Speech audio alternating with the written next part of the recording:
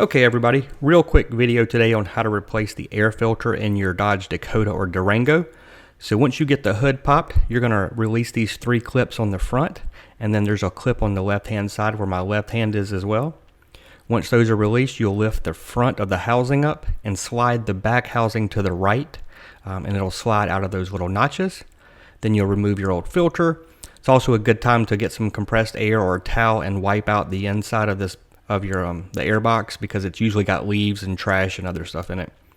So then put your new filter back in. I use these K&N filters, which I just wash, but you'd have a new filter if you're not.